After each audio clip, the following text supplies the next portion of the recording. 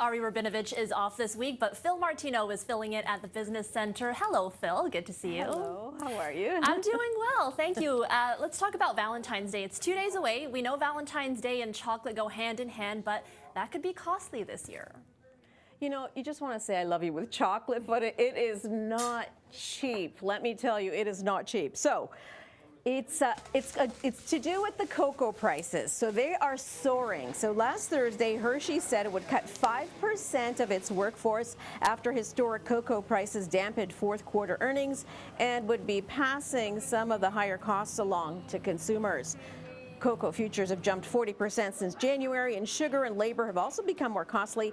That means higher prices for chocolate down the line for consumers. According to CNN Business, Hershey's product prices rose 6.5% in the fourth quarter. Prices for its confectionery, chocolate, and other candy products in North America rose 9% in 2023. So you may want to stock up on your chocolate and your Nutella if you're my brother. Goodness, two things that I love so much, so good to know.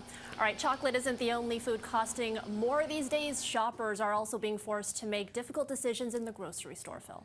Right, but you know what? The good news is they have an option now, and the option is produce that's not so perfect. So this is gaining a lot of popularity right now with the soaring grocery prices. More shoppers are turning to imperfect produce. Online grocer Eat Impact sorts and packs containers with imperfect produce, including scarred bananas for home deliveries across southern Ontario. Its founder says the goal is to help people eat better, save money, and fight food waste all at the same time. In Western Canada, online grocer Spud says it saved nearly 84,000 pounds of imperfect produce from the landfill last year by selling everything from chipped apples to odd-shaped oranges across BC, as well as Calgary and Edmonton. Now, billions of pounds of Canadian produce goes to waste every year, much of it because it fails to live up to the strict cosmetic criteria adhered to by the retail industry. Wow. I don't mind the imperfect produce. Give me the weird shaped bananas and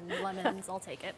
Okay, finally, the Kansas City Chiefs are Super Bowl champions, but they weren't the only big winners last night, Phil. No, I mean, everyone's asking, how big was this game? It was huge.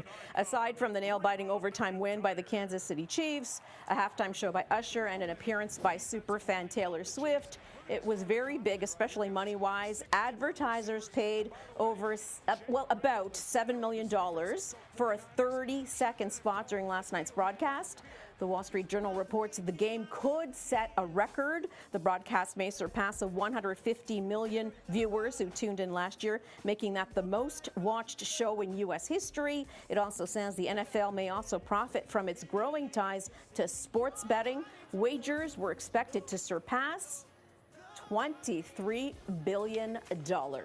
Yeah, that's huge. Okay, that's Fil Big Martino. Money. Big money. Fil Martino in the CityNews Business Center. Thanks, Phil. Thank you.